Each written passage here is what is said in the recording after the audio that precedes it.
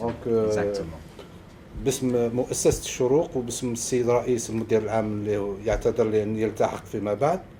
In the name of Shuruk and of the editor, who's a bit late, he will join us later on. Okay. In a few minutes time. باسم السيد رئيس التحرير والنواب رئيس التحرير. And the deputy editor in chief. Yeah. وباسم كل عمال مؤسسة الشروق. And on behalf of all the employees of Shuruk institution.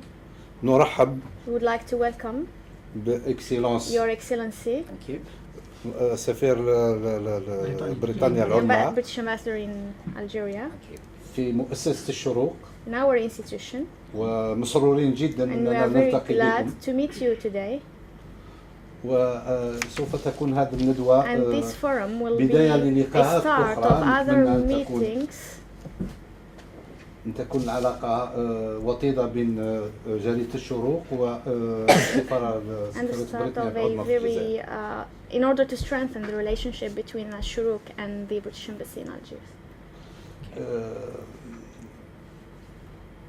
فرصة سعيدة أن نوجه الشكر الخاص للمكلفين بالإعلام. It's an opportunity also to thank the press officers of the على مستوى السفارة سفارة بريطانيا. Of the embassy. عفوا.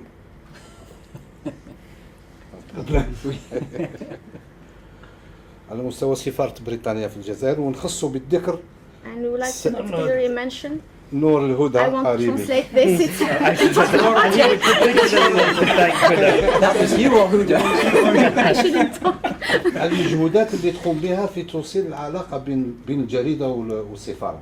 مجهودات كبيرة تقوم بها. And we would like to thank Huda for her very good efforts in improving the links between the embassy and the newspaper. Okay. كما لا ننسى نشكر السيد الموجود على جنبي يعني بصفته من هذا الطاقم للسفارة البريطانية تتمتع بهم. And you won't forget Barry who's member of the team. إذن نلتقي اليوم لنتبادل بعض المعلومات ونتصارح حول بعض القضايا المطروحة. To exchange some information about some topical issues.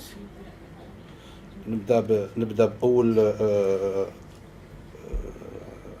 حلقة من الحلقات هذا المنتدى وهو العلاقات الجزائرية البريطانية. The British-Algeria bilateral relationship. Okay. تنشط هذه الحلقة الأخت غنية قمراوي. And our colleague Ghania will be the one who will be asking the questions on Algeria-British relationship. الجزء الثاني. The second part of the forum. ينشط الأخ بكروح. Will be المجال الاقتصادي العلاقات الاقتصادية. The journalist Bukrouh. It will be on economic bilateral cooperation. والملف الدولي السيد بالقاسم العجاج. Part it will be the questions will be asked by Mr. Belqasim Ajaj. Okay. قبل ما ننتقل هذو نطلب كلمة. And before we move to the questions, we would like to give you the floor to say some words. Okay. Okay. Bon. Donc merci beaucoup. Je suis ravi d'être ici. Comme j'ai dit, je suis très impressionné avec Shuruk et je lis régulièrement le site internet. Donc, je voudrais aussi dire félicitations à votre collègue Khada Ben Ammar qui a récemment gagné une prime. Donc, félicitations à lui et félicitations à Shuruk aussi. Si je peux commencer avec quelques mots sur les relations bilatérales entre l'Algérie et le Royaume-Uni. Cette semaine, nous allons célébrer l'anniversaire de la reine. Nous avons réception à l'ambassade ce jeudi. Donc, c'est une opportunité importante pour évaluer les relations entre nos deux pays. Et je dois aussi souligner qu'aujourd'hui, il y a un message du président Bouteflika à la reine et au Premier ministre David Cameron, qui est un message très positif sur les relations britanniques et algéro-britanniques. C'est clair que pour l'Algérie, le gouvernement, le président Bouteflika veut que le Royaume-Uni devienne un partenaire plus présent en Algérie. Ça, c'est aussi notre objectif aussi. Nous souhaitons beaucoup cette demande des autorités algériennes et nous sommes en train de répondre à ce message. Ce que je veux dire, c'est que dans le domaine de commerce entre le Royaume-Uni et l'Algérie, les chiffres ont doublé dans les 5 dernières années. Si on compare les chiffres du premier trimestre de 2011 au premier trimestre de 2010, il y a une augmentation de 80% dans les exportations britanniques en Algérie. Je pense que ça, c'est très positif et ça peut donner une idée. Et nous sommes dans la bonne voie dans le commerce, dans le domaine de commerce. Aussi, j'espère qu'il y aura 3, 4, 5, je ne sais pas exactement, missions économiques en Algérie jusqu'à la fin de l'année. Nous aurons une mission économique dans le secteur de la construction. Nous aurons une mission économique dans le secteur de l'éducation vocationnelle. Et le Middle East Association va aussi organiser encore une mission. Ils ont visité en janvier. J'espère qu'ils vont rentrer en octobre. Et le Conseil algéro-britannique a aussi un grand intérêt à organiser une mission. Donc, je pense que l'intérêt au Royaume-Uni en Algérie, ça augmente et ça, c'est une bonne chose. Et j'espère que nous pouvons continuer à faire des progrès. Par rapport aux autres éléments des relations bilatérales, nous avons beaucoup de coopération dans le domaine de la lutte contre le terrorisme. Nous avons un groupe de travail il y a une réunion chaque année. La prochaine réunion va se dérouler en octobre ici à Alger. Et nous partageons un point de vue très similaire avec l'Algérie sur le sujet de la lutte contre le terrorisme, notamment dans la région de l'Afrique du Nord. Il y a aussi beaucoup de coopération dans le domaine de l'énergie. L'Algérie reste un pays fournisseur très important pour le Royaume-Uni. Nous aurons un dialogue à haut niveau dans le domaine de l'énergie avec l'Algérie. Et j'espère qu'il y aura une visite en Algérie par un ministre britannique en septembre, octobre, novembre de cette année. Aussi, dans le domaine de la défense, nous avons un accord, un memorandum of understanding, un memorandum d'entente dans le domaine de la défense entre nos deux pays. Les contacts entre l'armée, les navires et aussi l'armée de l'air, tous ces contacts ont augmenté beaucoup dans les années récentes. Donc ça, c'est aussi un élément des relations qui se renforce beaucoup dans les années récentes. Je voudrais aussi mentionner l'area de la migration parce qu'il y a une coopération dans l'area de la migration. Nous espérons organiser les discussions à Alger dans les mois qui viennent.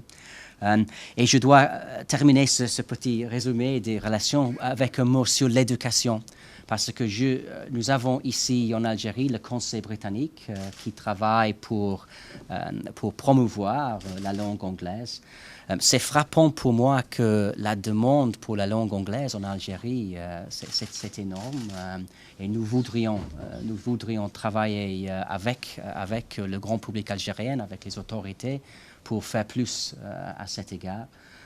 J'ai visité Oran il y a une semaine pour discuter la possibilité d'organiser quelque chose à Oran à cet égard, dans la langue anglaise. Donc, je pense que ça, c'est un domaine de nos relations qui peut aller plus loin aussi.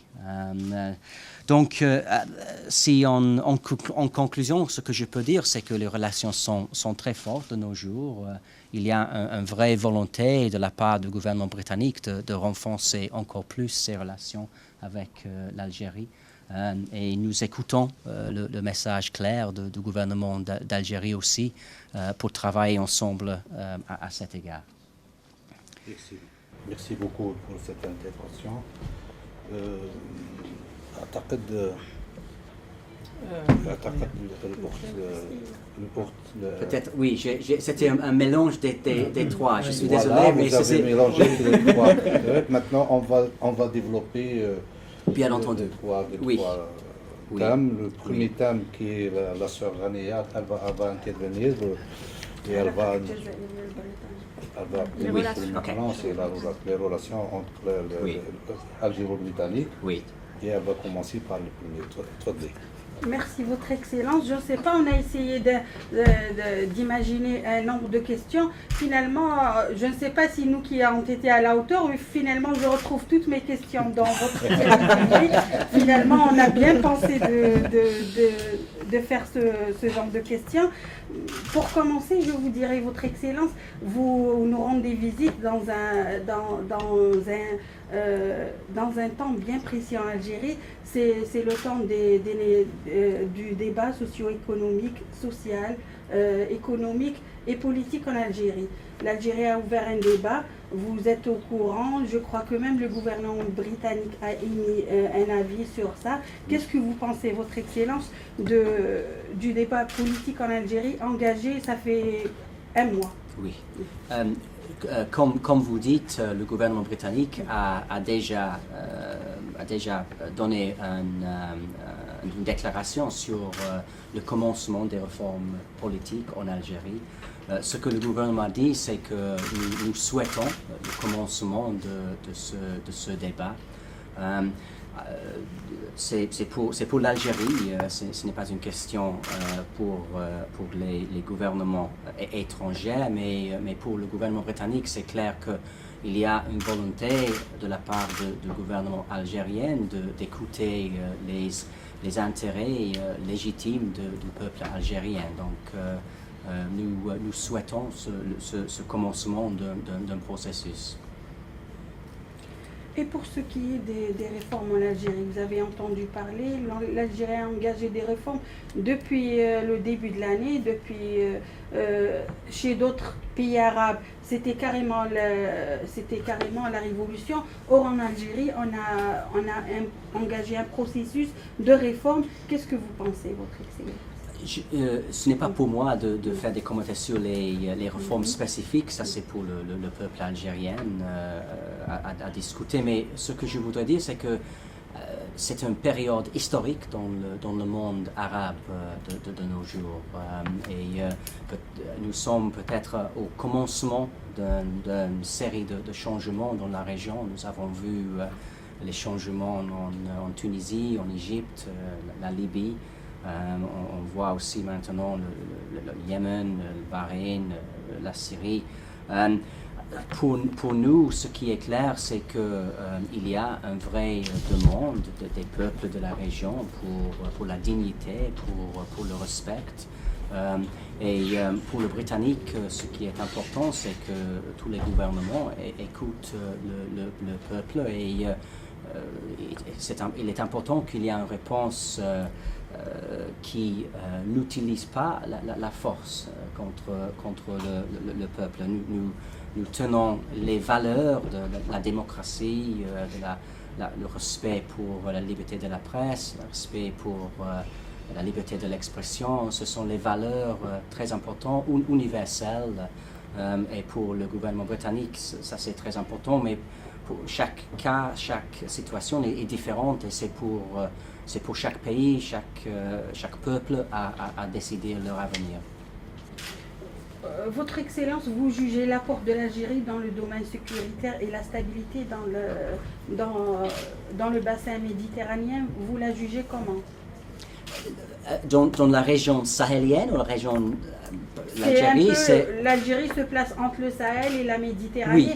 On aimerait savoir un peu ce qui se passe ou ce que nous ne savons pas, et vous le savez mieux que nous. Oui. On aimerait savoir parce que finalement, il y a des révolutions arabes un peu partout dans la région. C'est stable en Algérie. Au sud, c'est encore le Mali et l'AQMI et tout. Oui. Dans le nord, c'est la Méditerranée. Alors on aimerait savoir un peu Oui. pour voir clair. Oui, exact. Comme j'ai déjà dit, je pense que l'Algérie est le pays clé, notamment dans la région sahélienne. Nous souhaitons la décision du gouvernement algérien d'organiser une réunion en septembre avec les pays de la région, les membres permanents du Conseil de sécurité et l'Union européenne pour discuter la situation dans la région. C'est décidé, cette réunion, c'est décidé? Je pense que le gouvernement a annoncé qu'il y aura une réunion, oui, mais nous sommes prêts à participer et nous pensons, vu les changements dans la région, que cette réunion est une très bonne idée et nous souhaitons l'initiative du gouvernement algérien. Votre Excellence, dans un autre dossier qui concerne la justice, la coopération entre la justice britannique et algérienne, il y a toujours le dossier de Khalifa qui est toujours installé en Grande-Bretagne. Oui. C'est pour quand il sera extradié? Il ne le sera pas? Où est-ce qu'elles sont les pourparlers entre les deux parties? Oui. Cette situation, ce cas, c'est avant la Cour britannique. Donc, comme vous savez, ça c'est quelque chose qu'on doit suivre. C'est pour la Cour à décider. Et, malheureusement, je ne peux pas ajouter à ça parce que c'est quelque chose devant la Cour.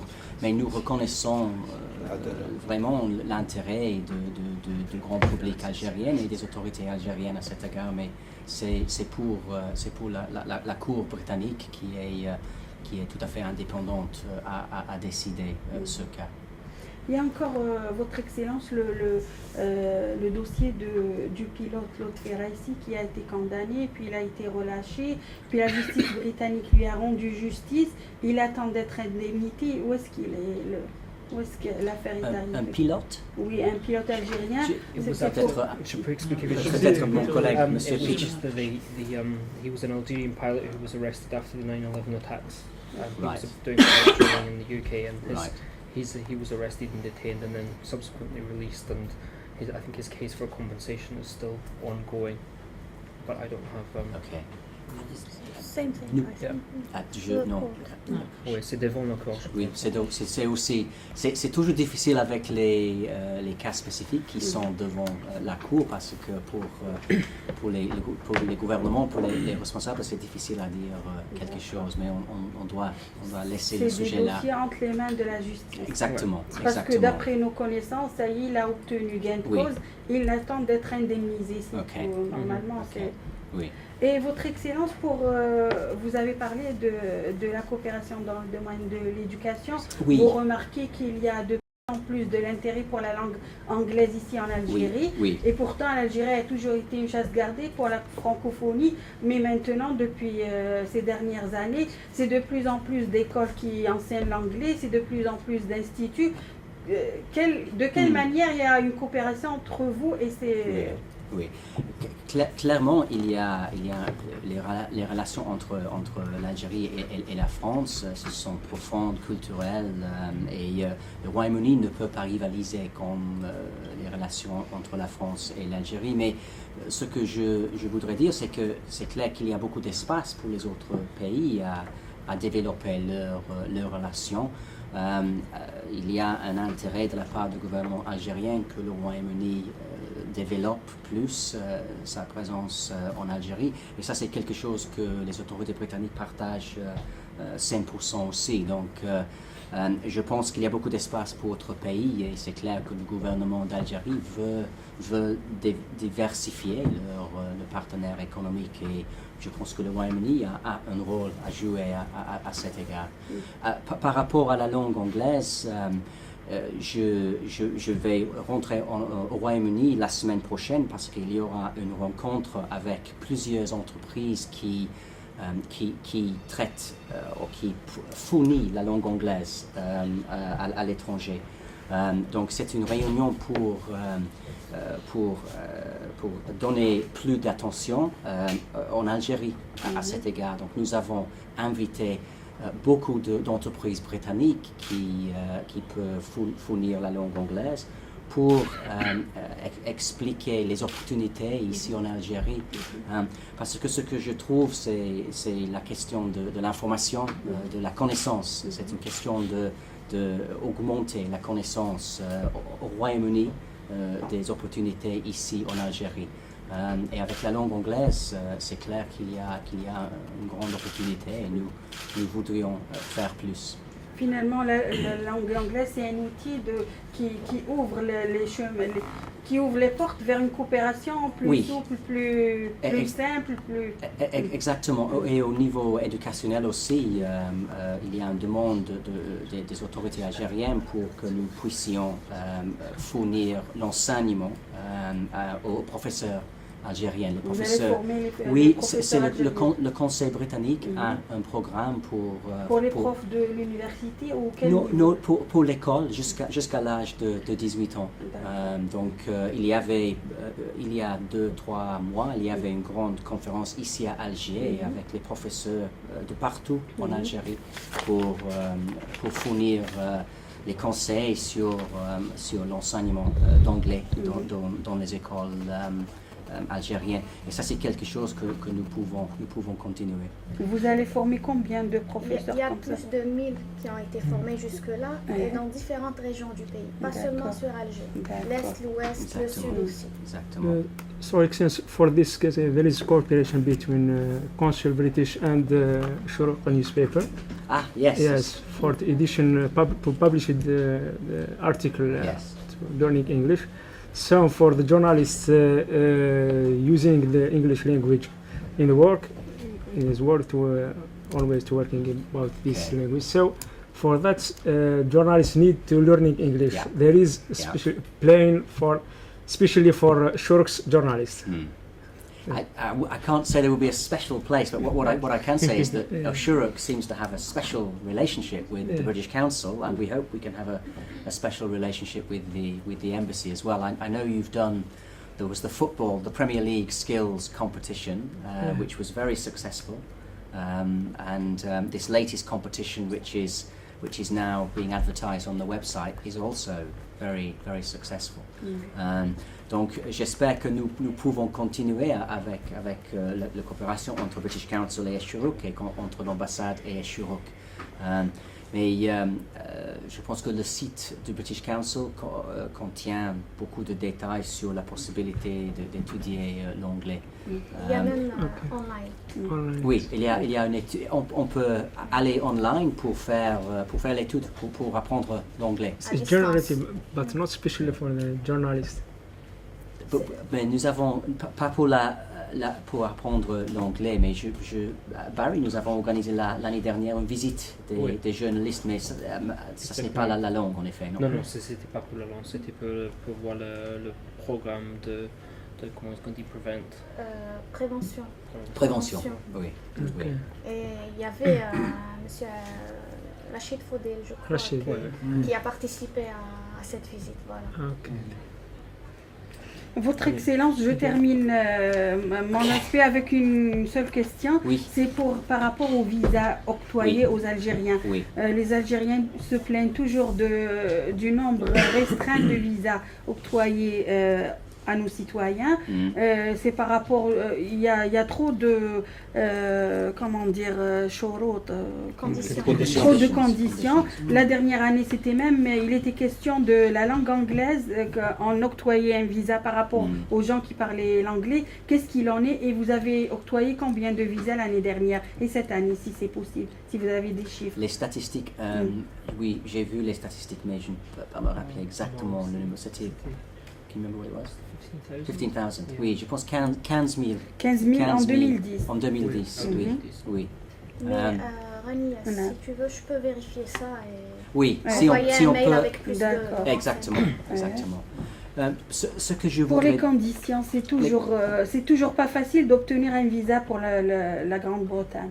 Oui, mais ce que je voudrais dire, c'est que nous avons un système qui est efficace, qui est rapide.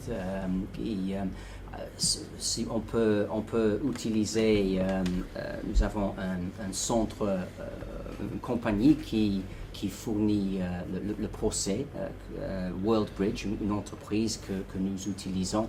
On peut accéder le système online avant d'aller, et après ça on peut choisir une heure pour un rendez-vous. Je pense que le point clé, c'est que si les personnes font leur plan aussitôt que possible, ça peut nous aider à fournir les visas sans délai. Il y a de temps en temps un problème parce que les personnes demandent leur visa à la dernière minute et ça peut provoquer les problèmes. Donc, nous disons qu'il y a une date échéance de 15 jours, mais en réalité, on peut faire le visa après 5, 6, 7 jours. Ça dépend du période de l'année. Bien entendu, en été, il y a plus de demandes, donc c'est un peu plus long en été. Mais si les Algériens peuvent demander leur visa aussitôt que possible, avant leur trajet, ça peut nous aider. Les conditions, je ne peux pas dire beaucoup, mais je pense que les conditions sont presque les mêmes que beaucoup d'autres pays. Qu'est-ce qu'on remarque, plus on est jeune, plus on est single, célibataire, plus le revenu il est un peu bas, donc on n'espère pas obtenir un visa pour la Grande-Bretagne. Je ne sais pas si ça se passe comme ça pour tous les citoyens du monde ou uniquement pour les Algériens. Pour tous ceux qui doivent demander un visa, c'est un système universel. Il n'y a pas de discrimination, pas du tout. C'est un système qui est universel pour tous les pays qui forment une partie du système de visa. Donc, si quelqu'un a une raison de visite, étudier à l'université ou pour voir un parent, s'il y a une carte d'invitation de 7%, s'il y a les preuves des fonds dans la compte bancaire pour le trajet, si quelqu'un a toutes ces choses, il n'y a pas de problème. Mais le système, je voudrais dire que le système est efficace et rapide, mais ça dépend de quand quelqu'un demande le visa aussi. Merci. Merci, Excellence, oui. pour le premier volet. Le deuxième volet avec le frère journaliste Bokro, c'est le volet économique. Si on entame le deuxième volet, qui est important aussi oui. dans les relations entre l'Algérie et la Grande-Bretagne. Donc c'est le journaliste Bokro Abdouhab qui est chargé de ce volet. Okay. يعني كيف تقيم سعادة السفير مناخ الأعمال في الجزائر خلال السنوات الأخيرة؟ وهناك أيضا سؤال ثاني ولا نطرحه من بعد؟ Okay. Do you want the other question or at the same time? Perhaps one at once. Okay. One by one. Comme j'ai déjà dit, quand je parlais sur les relations entre le Royaume-Uni et l'Algérie, je pense qu'il y a un intérêt croissant au Royaume-Uni dans le marché algérien. Donc je pense que ça peut vous donner une idée de la réponse à votre question. Bien entendu, pour les hommes d'affaires britanniques, ils veulent un climat le plus positif possible pour qu'ils puissent faire un investissement. Donc, ça c'est clair. Je pense que il y a les exemples des entreprises britanniques qui ont investi dans l'année dernière. Il y a aussi beaucoup d'entreprises britanniques hors d'hydrocarbures. Par exemple, HSBC, Unilever, British American Tobacco, GlaxoSmithKline. Donc il y a plusieurs entreprises britanniques déjà ici en Algérie. Nous voudrions que plus d'entreprises britanniques viennent en Algérie et bien entendu ça dépend du climat d'investissement et nous espérons que ça peut être le plus positif possible pour que nous puissions faire notre part et encourager les entreprises britanniques à venir. هناك في السنوات الأخيرة بالمقارنة مع ما هو موجود من نظركم مثلا من الولايات المتحدة الأمريكية أو حتى من فرنسا فيه تردد من الشركات البريطانية في الدخول إلى الجزائر وخاصة في قطاعات خارج المحروقات. يعني لماذا هذا التردد؟ هل مرتبط بالجانب الأمني، مخاوف أمنية، أم أن الشركات البريطانية ربما لا تزال تعتقد أن السوق الجزائرية هي من يعني الفضاءات التي مخصصة أكثر للشركات الفرنسية وحتى ربما الصينية بشكل أكثر؟ Non, en réalité, je ne partage pas du tout ce sentiment qu'il y a une différence entre les entreprises britanniques et les entreprises françaises ou américaines. En janvier, nous avons reçu une mission économique du Middle East Association. Il y avait plus de 35 entreprises britanniques. Ça, c'était la plus grande mission économique en Algérie que nous pouvons rappeler. Donc, je pense qu'il y a un intérêt croissant au Royaume-Uni, en Algérie. J'ai déjà mentionné qu'il y aura 4-5 missions économiques juste ici à la fin de l'année. Donc, non, je pense qu'il y a un intérêt et nous voudrions faire ce que nous pouvons pour renforcer ces liens commerciaux. فيه قرار كان صدرته الحكومة الجزائرية بموجب قانون المالي 2009 ينص على أن الشركاء الأجانب لا يحصلون على أزيد من 49% في أي مشروع شراكة. كيف تنظر الشركات البريطانية إلى هذا القرار؟ يعني هل البريطانيين يرغبون في الحصول على أغلبية مطلقة أو أنهم يكتفون بأغلبية نسبية لا تتعدى 49%؟ C'est un sujet très important et c'est quelque chose que les hommes d'affaires remarquent immédiatement quand on considère un pays pour investir. Donc c'est quelque chose de très important. Je pense que il y a les exemples des entreprises qui ont investi après cette loi. Et donc ça peut fonctionner. Mais je peux répéter le point que j'ai déjà mentionné, que pour les entreprises britanniques et les entreprises d'autres pays, ils veulent le climat le plus positif possible. Donc c'est très important. بالنسبة لمجموعة بي بي البريطانية كان فيه شراكة في الجزائر ولكنها مع المشاكل التي عاشتها في الولايات المتحدة الأمريكية في السنة الفارطة كانت ترغب في بيع حصتها في الجزائر. هل يعني لا تزال بي بي ترغب في بيع أصولها في الجزائر أو أنها تريد الاحتفاظ بهذه الأصول؟ Ce que je comprends, c'est que BP a décidé de rester ici en Algérie. BP a donné un engagement clair qu'ils veulent rester en Algérie. Le gouvernement britannique souhaite cette décision. Nous pensons que c'était très important. Le BP est une entreprise énorme, un leader dans le monde.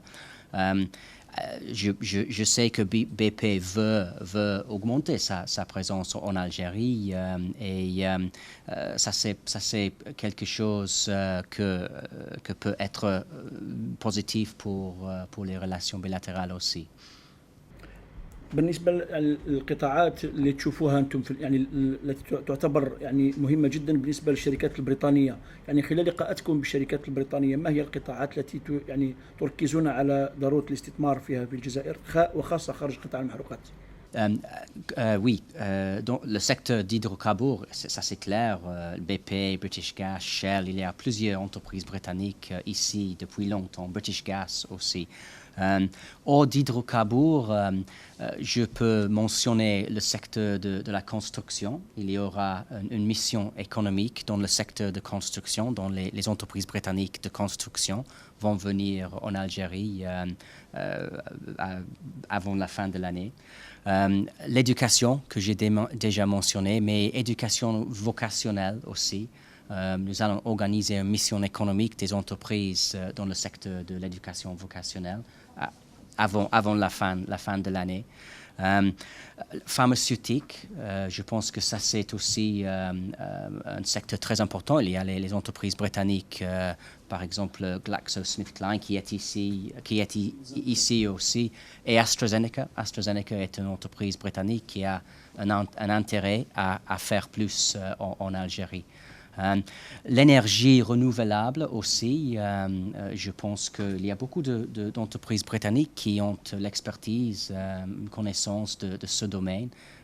Et nous avons vu les plans ambitieux du gouvernement d'Algérie à cet égard. Donc, nous allons discuter avec les entreprises britanniques pour essayer d'organiser quelque chose dans le secteur des énergies renouvelables.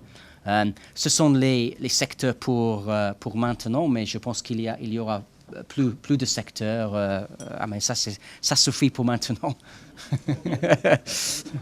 Il n'y a pas d'automobile. Oui, on ne peut pas faire tout immédiatement. Ça va prendre du temps. Mais ce que je voudrais souligner, c'est que le gouvernement algérien a souligné son intérêt que le Royaume-Uni augmente sa présence en Algérie. Nous sommes en train de répondre et ces missions économiques sont une réponse à cette demande. Mais ça va prendre quelques temps pour organiser. Rome wasn't built in a day, comme on dit en anglais. Le Rome n'était pas construit dans un jour. ربما السؤال الأخير فيه الكثير من البلدان في العالم وربما حتى فرنسا تريد دائما يعني المساهمة المادية في التكوين حتى يكون يعني لها ولشركاتها حضور في أي دولة من الدول، وهذا ربما لا نراه كثيرا بالنسبة لبريطانيا في الجزائر. يعني خارج يعني ربما التكوين الذي يمنح من المجلس البريطاني في الجزائر، لا توجد ربما دعم لبعض الجامعات أو حتى في مجال المنح. لماذا لا نرى هذا الجانب من طرف سفارة المملكة في الجزائر؟ Je pense qu'il y a la formation dans les secteurs spécifiques. Par exemple, l'énergie, par exemple, nous avons organisé un séminaire sur la santé, health and safety, santé et sécurité. La santé et sécurité.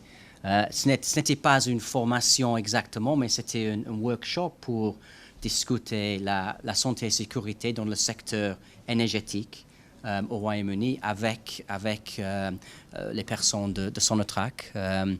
Aussi dans le secteur de la défense aussi, nous avons vu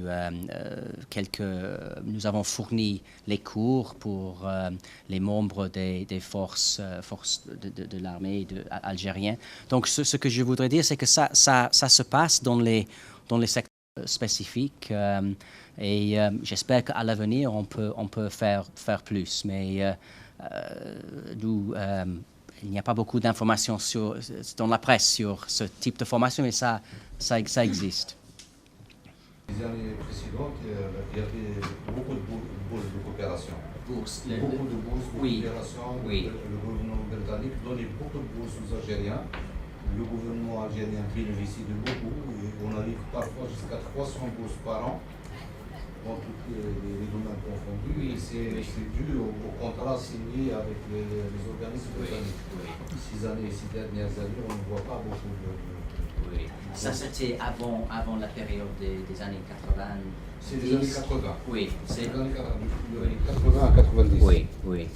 Non, ça c'est vrai, mais je pense que ça aussi reflète la situation partout dans le monde. Ce n'est pas seulement question de l'Algérie qui a vu une réduction de ce nombre. Ça, c'est le cas dans plusieurs autres pays. Mais il y a une volonté de la part du gouvernement britannique à considérer si nous pouvons faire plus de bourses, notamment travaillant avec le Conseil britannique, parce que ça, c'est leur responsabilité principalement. Merci. Oui. Is it training in what? Just working. It's sort of working in that was what the youth With employability the youth employability.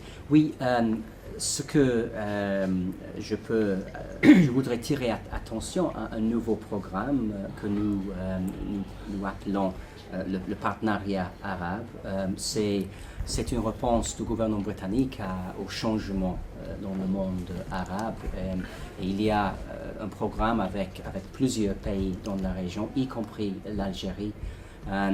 Ce programme ici en Algérie, nous allons faire quelque chose sur les habilités des jeunes pour mieux obtenir un emploi.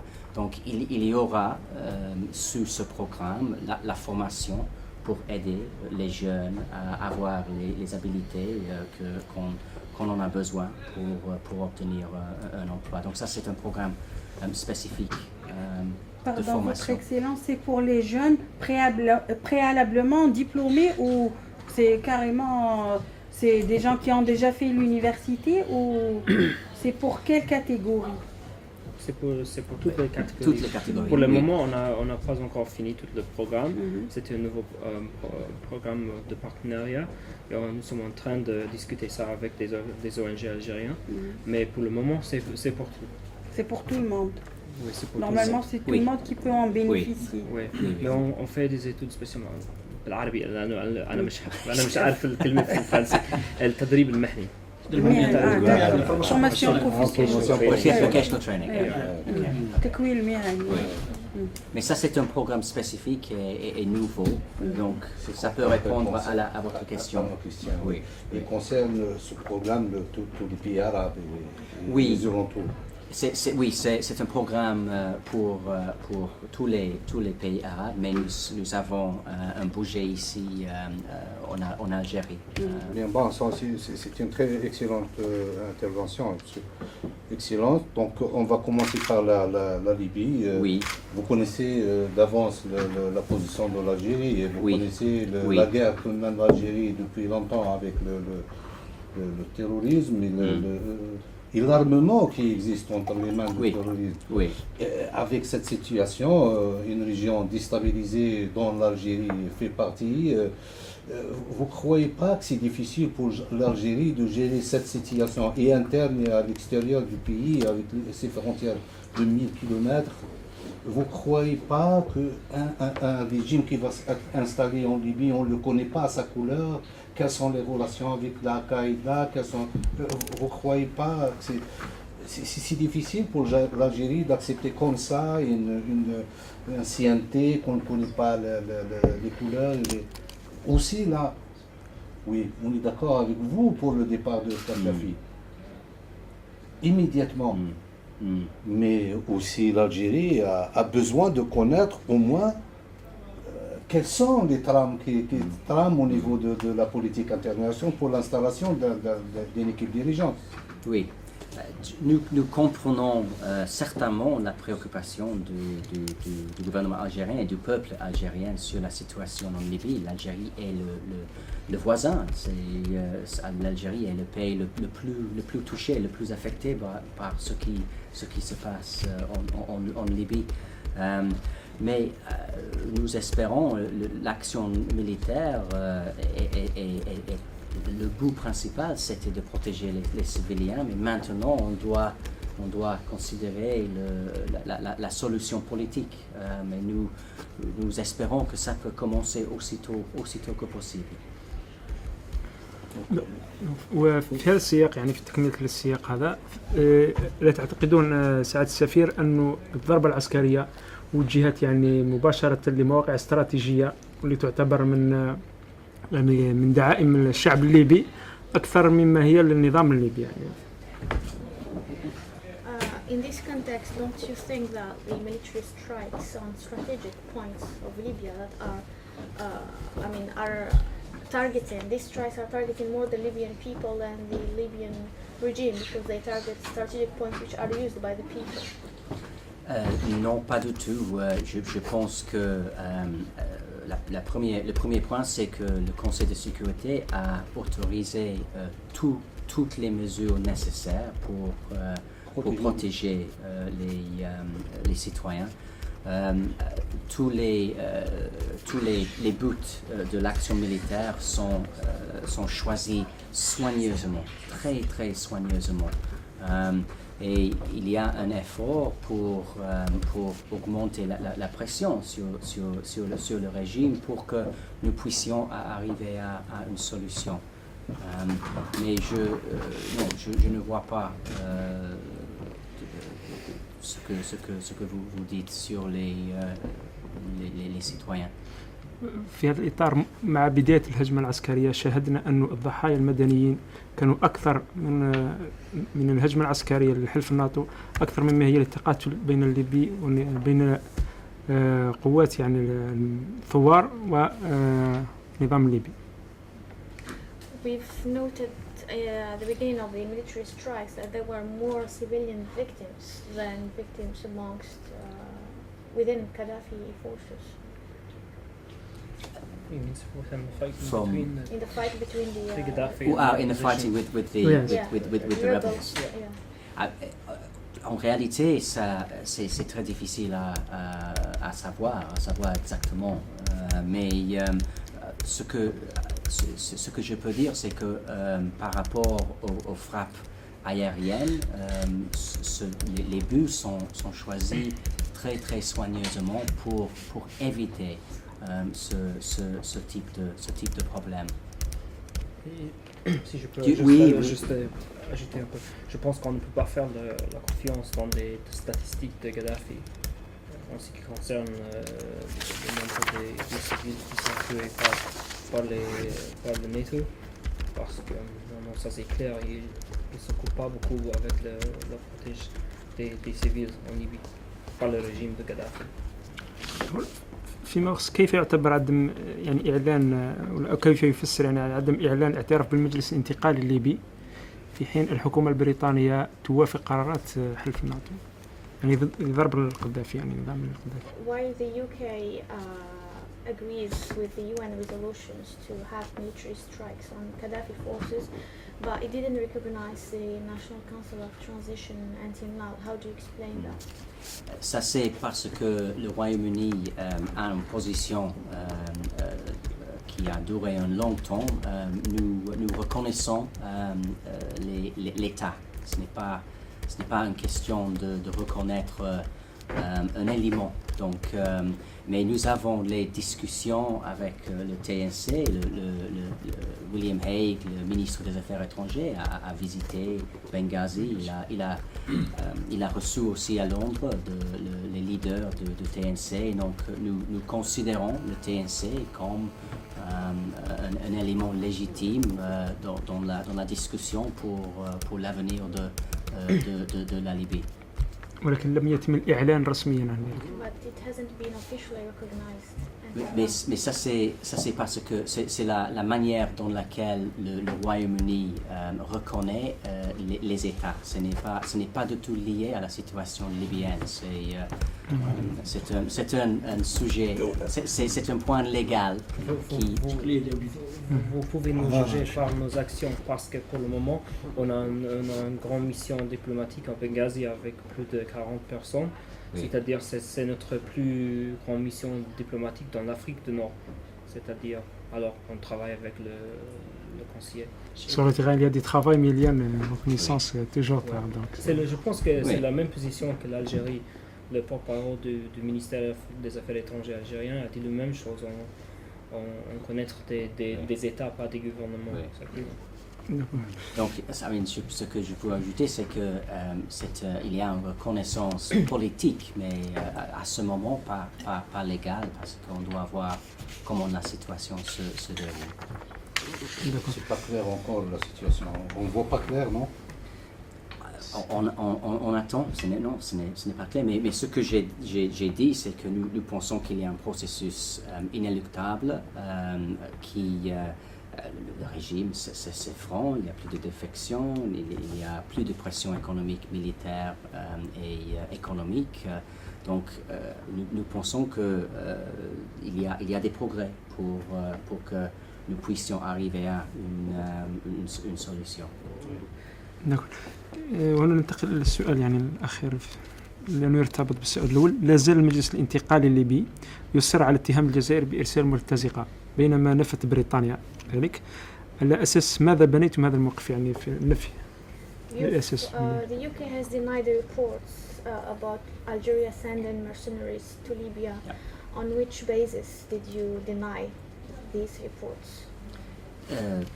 Oui, le Foreign Office, le ministère des Relations des Affaires étrangères à Londres a dit qu'il n'y a pas d'évidence. Ça veut dire que nous n'avons pas vu les évidences qui peuvent venir de plusieurs sources différentes, mais nous n'avons pas vu les évidences et nous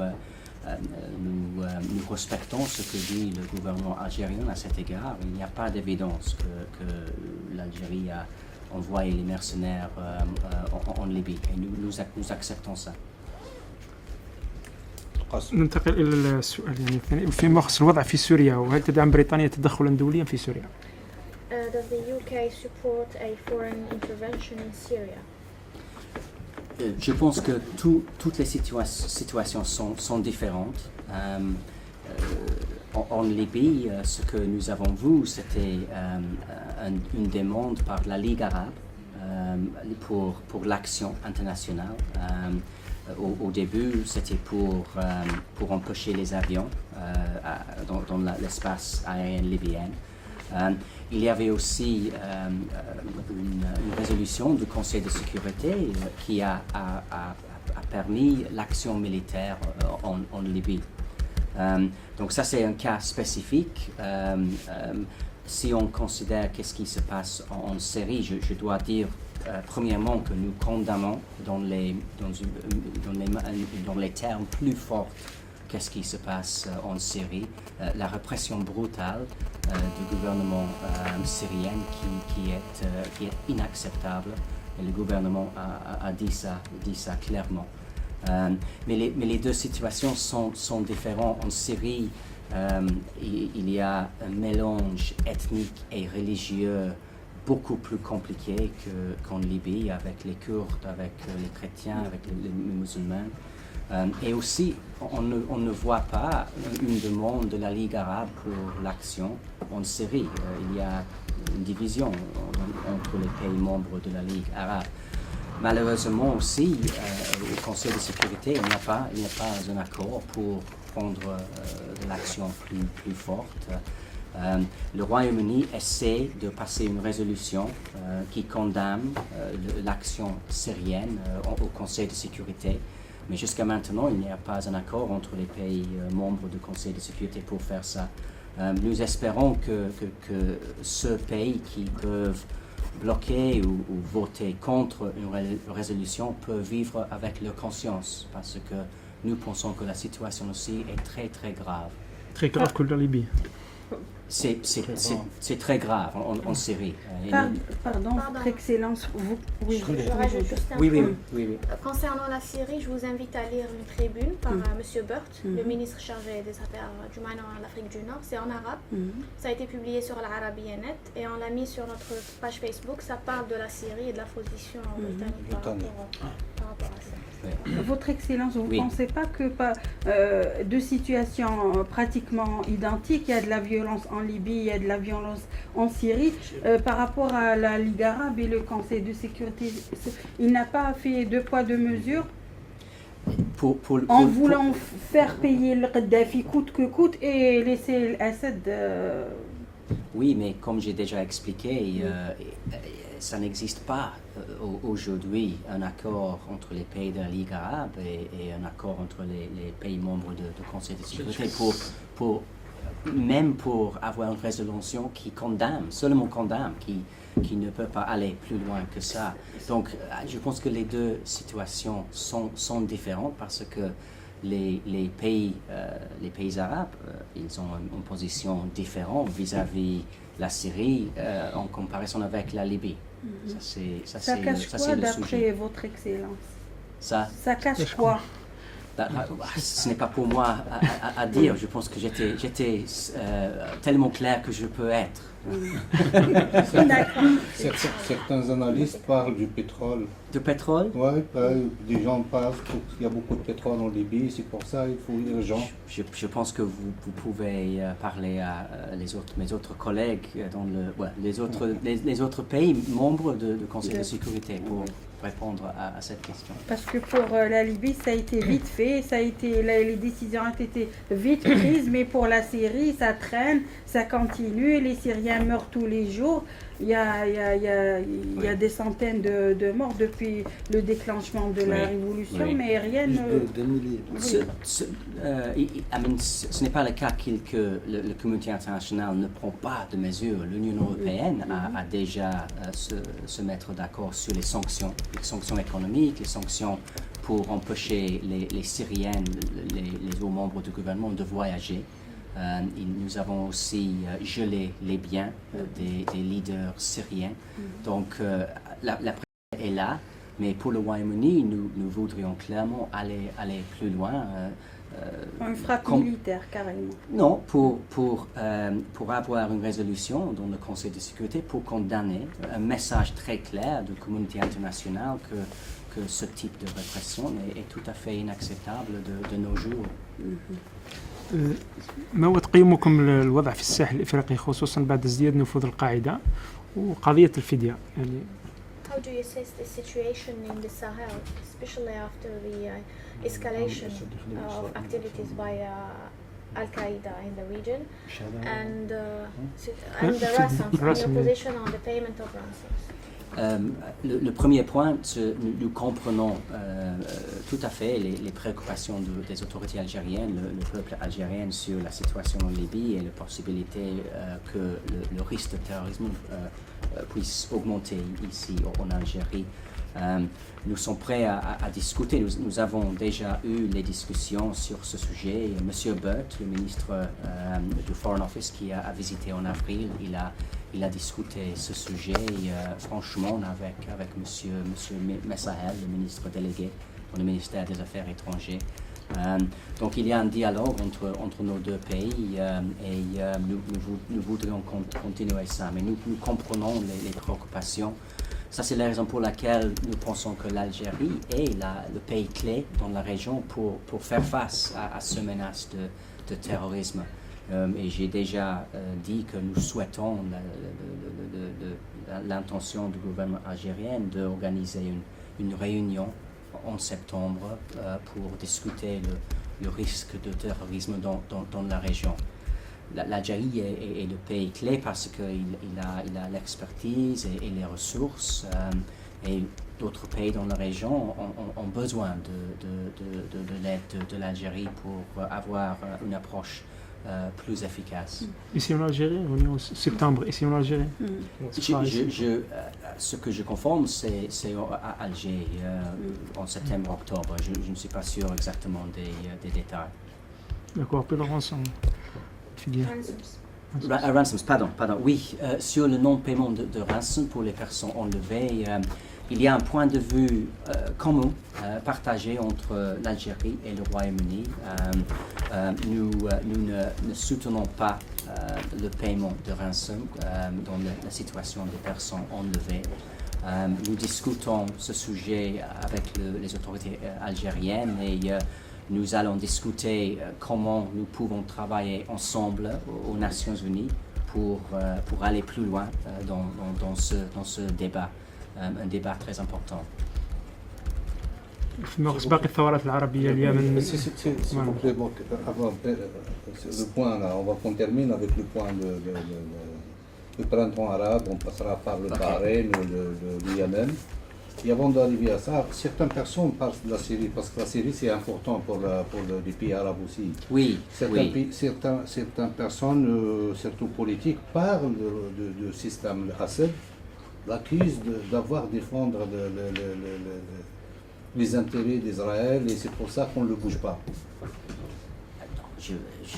Il y a beaucoup de spéculations sur ce type de choses, mais je ne peux pas accepter ça.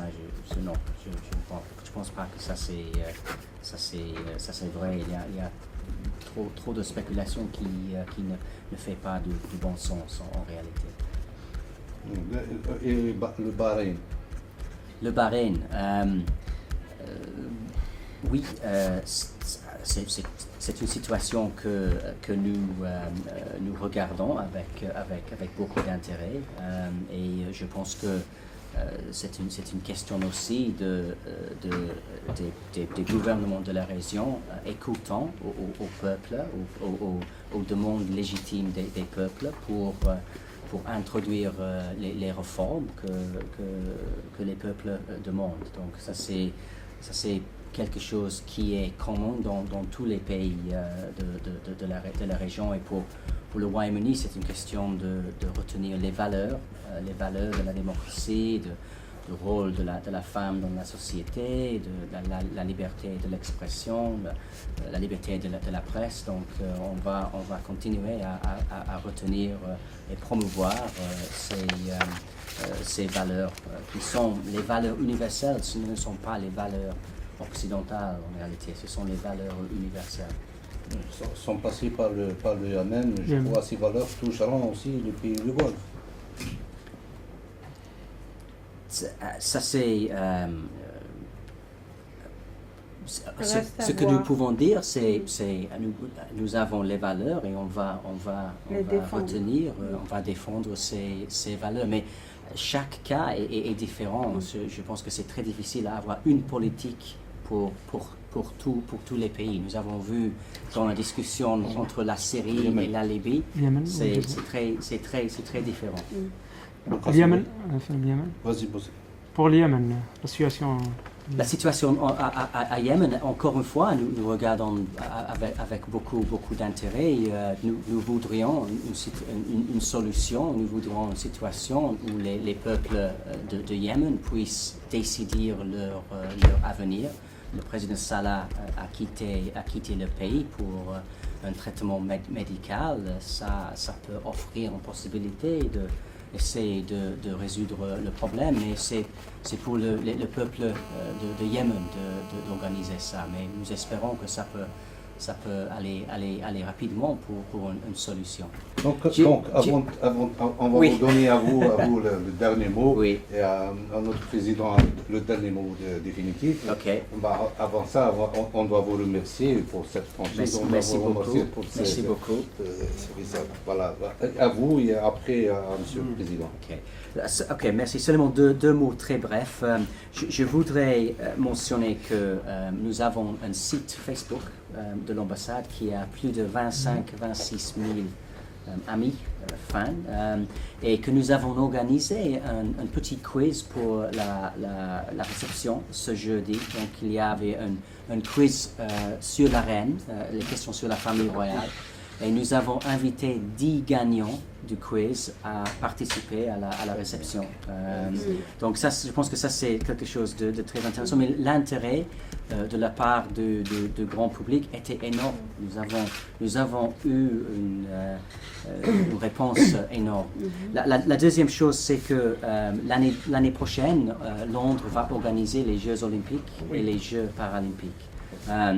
Je voudrais simplement dire que nous avons une coopération excellente avec le comité algérien olympique et nous allons organiser un événement le 27-28 juillet qui est une année avant les Jeux.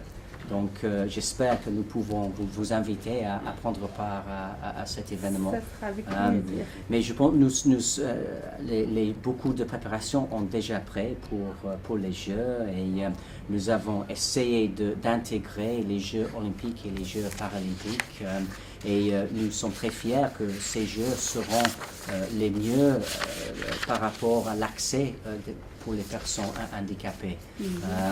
Et j'espère que l'Algérie va gagner beaucoup de médailles dans les Jeux olympiques à Londres. Donc c'est seulement pour dire merci beaucoup pour m'avoir reçu. C'est nos convois de merci. Et oui, merci. Merci à mes collègues aussi. بدوري أنا لا يسعني أن أشكر سعادة I would like السفير to thank Your Excellency على زيارته للشروق for your visit to Ashur وهذا الحوار الصريح and والثري. for this honest and rich وهذا debates. يدل على رغبة من شخصية من سعادة السفير عن الانفتاح And this reflects a willingness from your part to be open وعلى التواصل مع وسائل الإعلام في الجزائر and to have contacts with the media here in Algeria. احنا في الشروق تربطنا علاقات جيدة مع المركز الثقافي البريطاني واعتقد مع السفارة البريطانية ايضا. We have good relations between us and both the British Council and the British Embassy.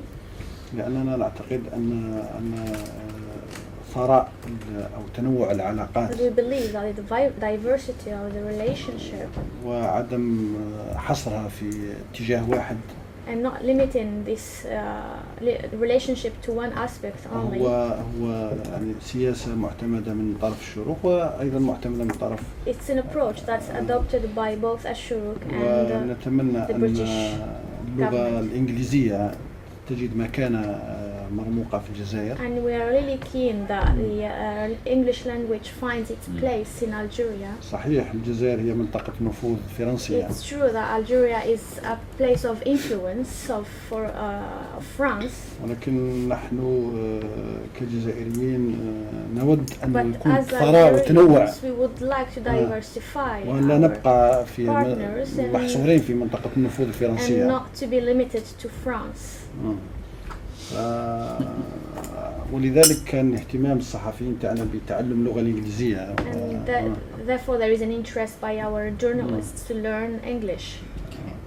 ولذلك نحن سعداء بوجود هذه العلاقة بين الشروق ومختلف المؤسسات البريطانية الثقافية والقنصلية And وغيرها. we are very glad for having this relationship between us and the British Council and the Embassy. ونتمنى أن هذه العلاقات تتطور أكثر في And we wish المستقبل that this وأن relationship يوقع will تبادل زيارات develop بين further and to have an exchange of visits بين وفود إعلامية جزائرية between وبريطانية journalists from Algeria and the UK. وبين مؤسسات إعلامية And جزائرية between وبريطانية. media institutions also between Algeria and the UK. ومرة أخرى شكرا And once again, ومرحبا. thank you and welcome. Je vous remercie beaucoup pour ces commentaires très, très gentils et je partage ce sentiment de travailler plus ensemble. Nous allons considérer ce que vous avez dit sur la langue anglaise et aussi sur plus de coopération entre les journalistes d'Algérie et le Royaume-Uni. Mais encore une fois, je vous remercie infiniment pour cette discussion. Merci beaucoup. Merci. C'est nous. Excellent. Merci. Avant de